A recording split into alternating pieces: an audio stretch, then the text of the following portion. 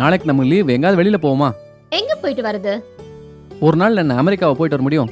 மகாபலிபுரம் ரூட்ல பார்பக்யூன்னு ஒரு ஹோட்டல் இருக்கு. நீ தான் சரியான நான்வெஜ் பைத்தியமாச்சே. அந்த ஹோட்டல்ல விதவிதமான மீன்கள் கண்ணாடி தொட்டில நீந்திட்டு இருக்கும். உனக்கு பிடிச்சத கை காமிச்சா போறோம், உடனே கண் முன்னாடியே ஃப்ரை பண்ணி தருவாங்க. நிஜமாவா? அப்படி ஒரு ஹோட்டல் இருக்கிறதே எனக்கு தெரியாது.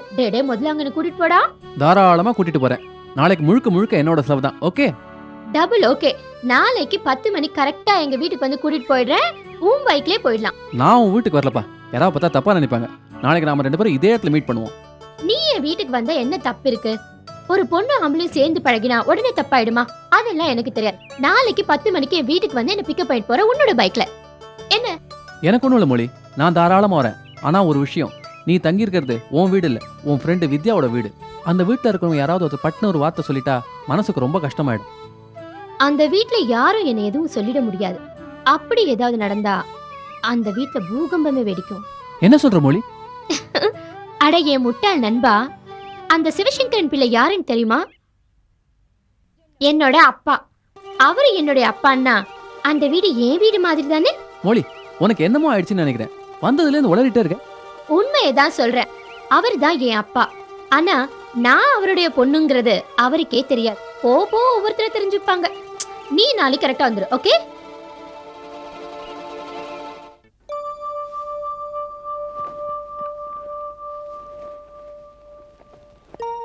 என்ன ஜானகி ஹாலில் உட்காந்துருக்க?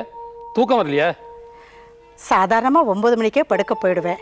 இன்னைக்கு போகலைன்னா அதுக்கு காரணம் மோலி. அவகிட்ட கொஞ்ச நேரமாவது பேசிட்டு போய் படுக்கலைன்னா தூக்கமே வரமாட்டேனுது. இந்த சின்ன வயசுல அவ எவ்வளோ விஷயங்களை தெரிஞ்சு வச்சிருக்கா. மோலி எங்க? அவ இன்னும் வரலைங்க. அதனால தான் இங்கே உட்காந்துக்கிட்டு இருக்கேன். என்ன ஜானகி, மோலி உன்னை வீட்டுக்கு வரலன்னு இவ்வளவு சாதாரணமாக சொல்ற? எங்கே போனா? டைம் என்னாச்சுன்னு தெரியுமா? இங்கே தான் எங்கேயாவது பக்கத்தில் ஃப்ரெண்டு வீட்டுக்கு போயிருப்பா. இப்போ வந்துட போறா. அதுக்கே இப்படி கத்துறீங்க? ஜானகி, மோலி நம்ம வீட்டு பொண்ணு இல்லை. ஒரு வயசு பொண்ணு இத்தனை நேரம் என் வீட்டுக்கு வரலன்னா என்ன அர்த்தம்? நாளைக்கு ஏதாவது ஒன்று இருக்க ஒன்றாயிருச்சுன்னா பெற்றவனுக்கு நாம் என்ன பதில் சொல்கிறது? இருந்தாலும் நீ அவளுக்கு ரொம்ப இடம் கொடுக்குற. கொண்ட கண்டிச்சு வை. என்ன கண்டிச்சு வைக்கிறது? நீங்கள் நினைக்கிற மாதிரி மோலி சாதாரண பொண்ணு இல்லைங்க. அவையெல்லாம் ஒழுங்காக தான் இருக்கா. நீங்கள் பார்க்குற விதம் தான் தப்பாக இருக்கு. வயசு பொண்ணுங்க வெளியே போயிட்டு லேட்டாக வரக்கூடாதா? அதெல்லாம் அந்த காலங்க. நான் சொல்கிறத சரியாக புரிஞ்சிக்கவே மாட்டேங்கிற ஜானகி. வர வர எதையுமே நீ ஒழுங்காக யோசனை பண்ணுறதே கிடையாது. நீங்கள் மட்டும் ஒழுங்காக எல்லாத்தையும் யோசனை பண்ணி தான் பண்ணிட்டு இருக்கீங்களா? கௌரிக்கு பொண்ணு எடுக்கிறேன்னு சொல்லி ஒத்த பைசாவுக்கு பிரயோஜனம் இல்லாத குடும்பத்திலிருந்து பொண்ணு எடுத்திருக்கீங்க. சரி விடுங்க, வசதி தான் இல்லை, கொஞ்சம் அழகாவது இருக்க வேணாம்? கௌரியினுடைய உடம்பையும் மனசையும் தேத்தி அவனை நடமாட வைப்பாங்கிற நம்பிக்கை எனக்கு கொஞ்சம் கூட இல்லை. அர்த்தம் கிட்டதை நம்ம பேசாத ஜானகி. மோலி ஏன் இன்னும் வீட்டுக்கு வரலன்னு கேட்டால் சம்மந்தம் இல்லாமல் இதுக்கு அகிலா இதில் இழுக்கிற? அகிலா இந்த வீட்டு மருமகளாக வந்ததுக்கு நாம் தான் கொடுத்து வச்சிருக்கணும். இனிமேல் இந்த மாதிரி என்கிட்ட பேசாத. அழகு அழகுன்னு சொல்லிக்கிட்டு இருக்கியே, அழகுன்னா என்னன்னு தெரியுமா உனக்கு? மனசு தான் அழகாக இருக்கணும். முகத்துலையோ உடம்புலையோ அழகு இருந்தால் அதுக்கு பேர் அழகு இல்லை. மோலியோட பியூட்டி பார்லருக்கு போயிட்டு வர வழி உனக்கு அழகை பற்றி என்ன தெரியும்? அகிலாட்ட இருக்கிற அடக்கமாக அமைதியும் தாம்மா பெரிய அழகு. ஒரு விஷயம் தெரியாம தான் கேட்குறேன், ஏன் அகிலாவை கண்டா உனக்கு பிடிக்கவே மாட்டேங்குது? இன்னொரு தடவை இந்த மாதிரிலாம் என்கிட்ட பேசாது. பேசி முடிச்சிட்டீங்களா? இப்போ சந்தோஷமா இருப்பீங்களே? எத்தனை சொன்னாலும் உனக்கு ஒரு அளவும் புரிய போறதில்லை.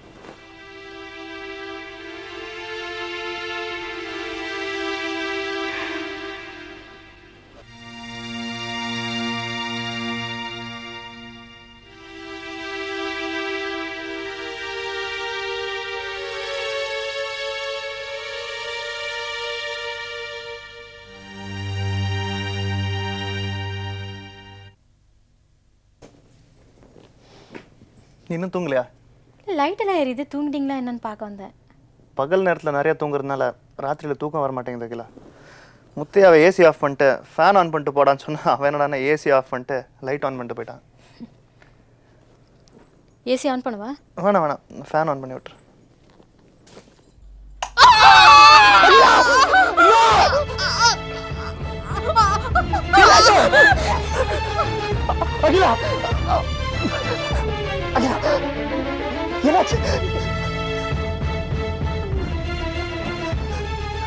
Are you all right?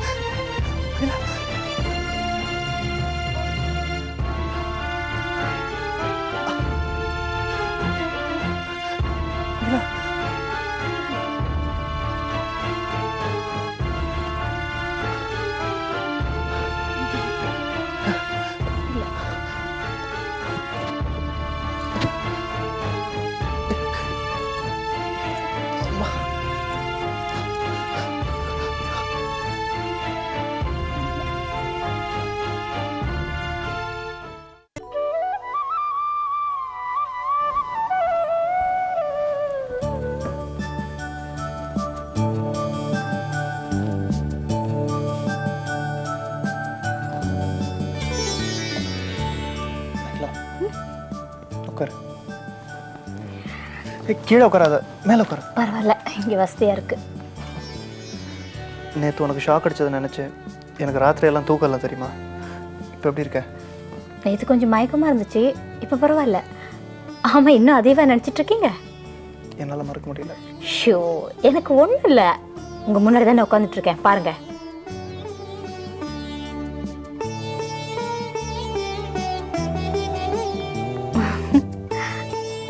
என்ன ஒன்றும் இல்லை.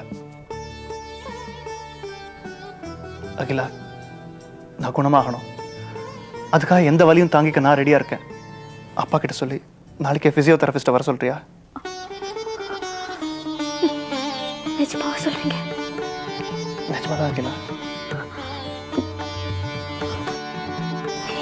எங்க என் கை கிளுங்க. ஐயோ, நிஜத்தா?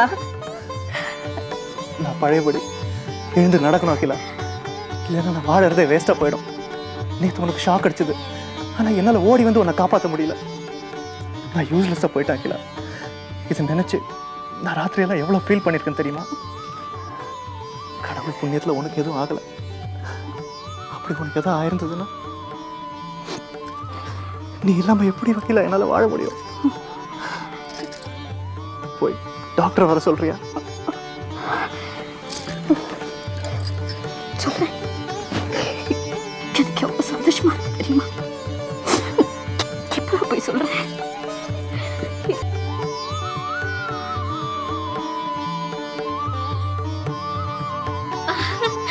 மாமா சீக்கிரம் வாங்க, உங்களுக்கு ஒரு சந்தோஷமான விஷயம் சொல்ல போறேன்.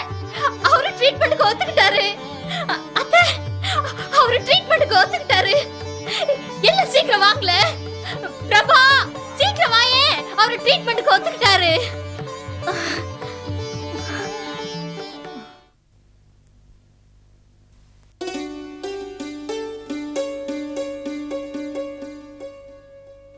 என்னக்கா திடீர்னு வந்து நிற்கிறேன்? மெட்ராஸ்க்கும் செங்கல்பட்டுக்கும் எவ்வளோ தூரம் இருக்கு. இதுக்கு என்ன நான் தந்தி கொடுத்துட்டா வர முடியும்? காயத்ரி, எப்படிமா இருக்க? நல்லா இருக்காது. உங்கள் வீட்டுக்கு மருமகளாக வரலன்னொடனே அப்படியே என் பொண்ணு அந்த நினைப்பில் நொந்து நூலாயிடுவான்னு நினச்சியா? எனக்கு பிறந்தவ வேறு எப்படி இருப்பா? டேய், நடந்து முடிஞ்ச கதையெல்லாம் மனசுலயே வச்சுட்டு வேதனைப்பட்டுட்டு இருந்தேன்னா அப்புறம் அதுவே பகையாக மாறிடும். சொந்தம்னு நினச்சாலும் பகைன்னு நினச்சாலும் மனசில் பட்ட காயம் காயம் தானே. இத்தனை அவமானத்துக்கு அப்புறமும் உங்களோட நாங்கள் உறவு வச்சுருக்கோம்னா எல்லாம் எங்கள் தலை எழுத்து. ஏய், வாயை மூடுறி. அத்தான் பண்ண துரோகத்துக்கு அக்கா என்ன பண்ணுவாங்க? ஏதோ நான் பேசுகிறேன்னா நீயும் மேலே பேசிக்கிட்டே போகிற. அக்கா, யார் இந்த பொண்ணு? புதுசாக இருக்கா? இவ பேரு மௌலி, நம்ம வீட்டில் தான் தங்கியிருக்கா. இவ அம்மா அப்பாலாம் கேரளாவில் இருக்காங்க. வயசு பசங்க இருக்கிற வீட்டில் வயசு பொண்ணை வச்சிருக்கேன். ஜாபருது கோச்சிக்காதம்மா, ஏதோ அக்கா குடும்பத்து மேலே இருக்கிற அக்கறையில் சொல்லிட்டேன். உங்க அக்கறை எனக்கு புரியுது சார். நீங்க நினைக்கிற மாதிரி என்னால உங்க அக்கா குடும்பத்துக்கு எந்த பிரச்சனையும் வராது. உன்னை பார்த்தாலும் நல்ல பொண்ணாக தான் தெரியுது. என் பையன் விக்னேஷ் கூட சொன்னான், மாமா வீட்டுக்கு ஏதோ ஒரு மலையாள குட்டி வந்திருக்கேன்னு. அப்புறம் பேசிக்கலாம். அக்கா இப்போ எதுக்கு வந்திருக்கேன்? வீட்டில் ஏதோ திடீர் விசேஷமா? விசேஷமெல்லாம் ஒன்றும் இல்லை. இந்த நிலத்தையெல்லாம் கண்குளிர பார்த்துட்டு போகலான்னு வந்திருக்கோம். இப்போ உன் நிலத்தை யாரும் தூக்கிட்டு போயிடல, எல்லாம் பத்திரமா தான் இருக்கு. யாரும் தூக்கிட்டு போகிறது இல்லை கணேசா. இருக்கிற சொத்தையே பார்த்துக்க முடியல. இதில் செங்கல்பட்டு நிலத்தை வேற வச்சுக்கிட்டு உன்னையும் கஷ்டப்படுத்திக்கிட்டு நாங்களும் கஷ்டப்பட்டுக்கிட்டு இருக்கோம். அதனால் உங்கள் அத்தா எல்லா நிலத்தையும் வித்துடலான்னு முடிவு பண்ணியிருக்கிறாரு. இந்த ஊர்லேயே யாரோ எல்லா நிலத்தையும் வாங்கிக்கிறேன்னு சொல்லியிருக்காரு. 70 லட்சத்துக்கு விலை பேசியிருக்கிறாரு.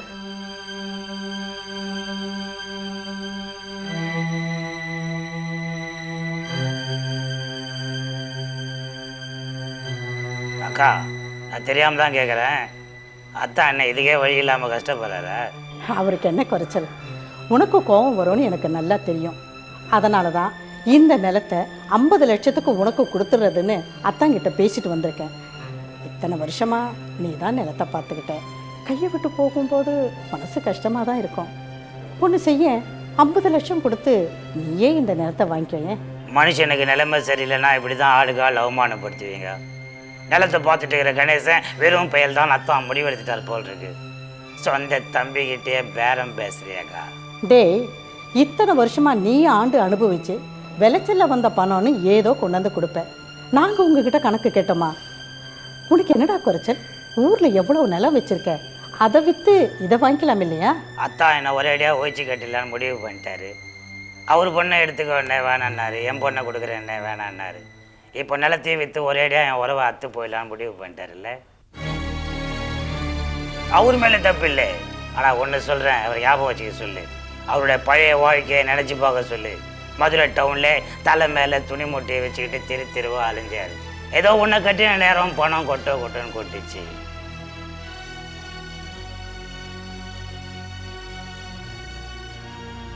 எனக்கும் ஒரு நேரம் வரும், அப்போ உங்களை கவனிச்சுக்கிறேன். டேய், வாய்க்கு வந்தபடி பேசாதடா.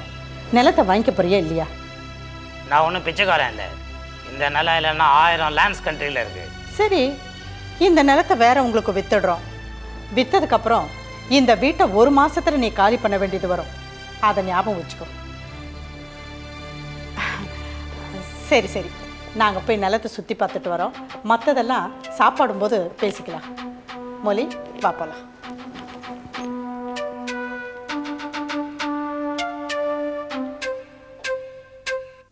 மேடம், இப்போ நான் சில சிம்பிள் எக்ஸசைஸ்லாம் பண்ணுறேன், அதை பார்த்துங்க. நான் இல்லாத போது அதை நீங்கள் செய்யலாம். சரி டாக்டர்.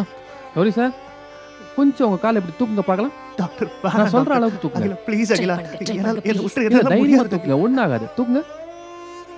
நான் தான் பக்கத்தில் இருக்கல, ஒன்றாகாது. ட்ரை பண்ணுங்க. கமான், கொஞ்சமா, கொஞ்சம், இன்னும் கொஞ்சம், கொஞ்சம் கொஞ்சம் தூக்குங்க. முடியல டாக்டர். சரி சரி, விட்டுருங்க. இப்போ நான் தூக்குறேன், கொஞ்சம் பார்த்துங்க. டாக்டர் வேணாம் டாக்டர், ப்ளீஸ். ஒன்றாகாது. நான் இருக்கேன், நான் பக்கத்துலேயே இருக்கேன். ஒன்றாகாது. அகிலா ப்ளீஸ். சொல்லி ஒண்ணு இல்லம்மா, பயப்படுறதுக்கு ஒண்ணு இல்ல.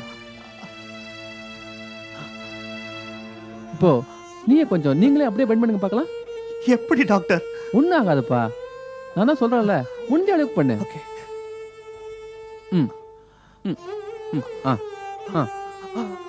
ஐயோ டாக்டர், நோ நோ, ஒண்ணு இல்ல. என்னால முடியாது, ப்ளீஸ் என்ன விட்டுரு.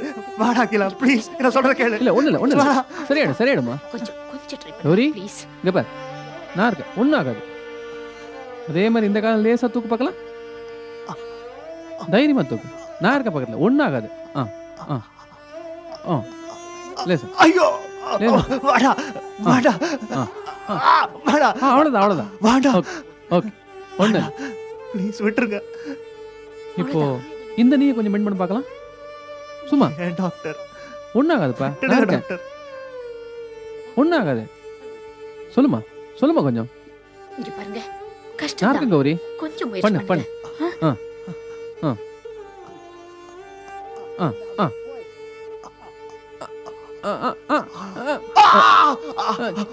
No okay no, okay, please சரி ப்ளீஸ் சரி நோ. சரி, okay No. Okay okay. Take rest. கொஞ்சம் தள்ளிங்கம்மா. ஒன்றும் இல்லை கௌரி, பயப்படாதீங்க, ஒன்றும் இல்லை. நீங்கள் சீக்கிரமாக நடக்க வேணாமா? அதுக்கு தான் இதெல்லாம். கையை நல்லா ஊனிங்க. இப்போ மட்டும் அப்படியே உங்களால் முடிஞ்ச வரைக்கும் அப்படியே ரைஸ் பண்ணுங்க. மெதுவா கரெக்ட். மெதுவா ஒன் மோர் ட்ரை பண்ணுங்க.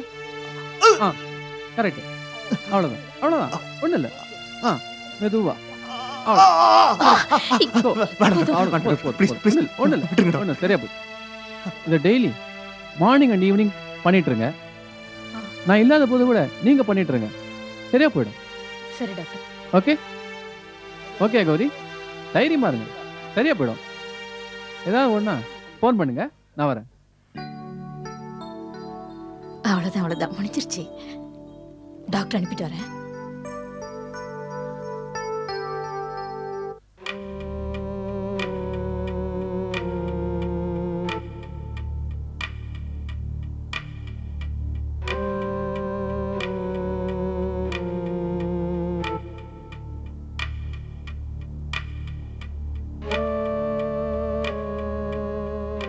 அகிலா, டாக்டர், கௌரி எங்கள் வேதனையால் கத்திக்கிட்டு இருந்ததை கேட்டுக்கிட்டு என்னால் இங்கே நிம்மதியாக இருக்க முடியல டாக்டர். என்னம்மா பண்றது? அவர் சீக்கிரம் குணமாகணும்னா நாம இதை பொறுத்துக்கிட்டு தான் ஆகணும். இத்தனை மாசமா ட்ரீட்மெண்ட்டுக்கு ஒத்துழைக்காம கௌரி பெட்லயே இருந்திருக்காரு. இப்போ திடீர்னு எக்ஸசைஸ் பண்றதுனால பெயின் கொஞ்சம் ஓவரா தான் இருக்கும். நீங்க பொறுத்துட்டு தான் சார் ஆகணும். எல்லாம் போக போக சரியாயிடும். கௌரி இந்த அளவுக்கு ட்ரீட்மெண்ட்டுக்கு ஒத்துழைப்பு கொடுத்ததே எனக்கு ரொம்ப ஆச்சரியமா இருக்கு. மனசளவில் அவர் ரெடி ஆயிட்டார். கூடிய சீக்கிரத்தில் அவர் குணப்படுத்திடலாம். எப்படியோ டாக்டர், கௌரி பழையபடி எழுந்து நல்ல விதமாக நடக்கணும். அவனை இந்த அளவுக்கு ட்ரீட்மெண்ட்டுக்கு சம்மதிக்க வச்சதுக்கு அகிலாவுக்கு தான் நான் நன்றி சொல்லணும். அதுக்கு தான் உங்கள் பையனுக்கு முதல்ல மேரேஜ் பண்ணுங்கன்னு அன்றைக்கே நான் சொன்னேன். மனைவிங்கிற உறவு தான் நெருங்கி பழகி மனசில் மாற்றத்தை உண்டு பண்ண முடியும். உண்மைதான் டாக்டர். பெற்றவங்க பேச்சை கேட்கறது ஒரு ஏஜ் வரைக்கும் தானே, அப்புறம் டிஸ்டன்ஸ் வந்துடுறது. ஒய்ஃபை நோத்தி வந்ததுக்கப்புறம் அவதானே எல்லாம். கௌரி அதிர்ஷ்டக்காரன் சார். அருமையான மனைவி கிடைச்சிருக்காங்க. அகிலாவோட உதவி இருக்கிறதுனால கௌரியை சீக்கிரமாக குணப்படுத்திடலாம். நான் போயிட்டு நாளைக்கு ஈவினிங் வரேன் சார். வரேம்மா. வாங்க. அகிலா, டாக்டர் அனுப்பிச்சிட்டு வந்துடுறேம்மா.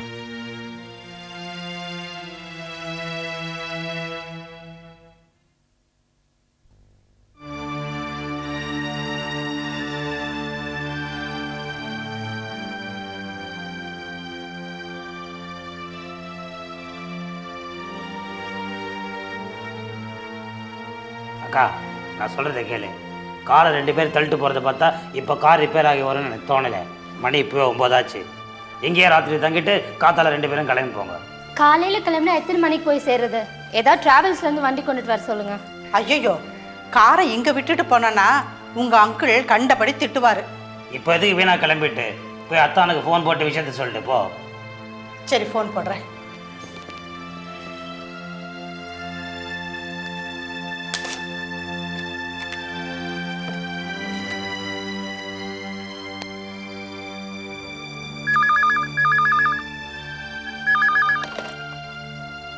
ஹலோ, நான் ஜானகி பேசுகிறேங்க. என்ன ஜானகி, சாயங்காலம் 6 மணிக்கு வரேன்னு சொல்லிட்டு போனேன். உன்னை காணன்னு நான் இங்கே பதறிக்கிட்டு இருக்கேம்மா. நம்ம நிலத்தை சுற்றி பார்க்கறதுக்கே பாதி நாள் ஆயிடுச்சு. அதுக்கப்புறம் புறப்படலான்னு பார்த்தா நம்ம கார் திடீர்னு ரிப்பேர் ஆயிடுச்சு. டிரைவரு 2 ஆளுங்களை வச்சு காரை மெக்கானிக் ஷாப்புக்கு தள்ளிட்டு போயிருக்கான். ரிப்பேர் பண்ணி கொண்டு வரதுக்கு ராத்திரி 11 மணி ஆயிடும்னு சொல்கிறான். மேனில் கல்லடி தாங்கிக் கொண்டே மீண்டும் மீண்டும் மீண்டும் தாய்ப்பாள்.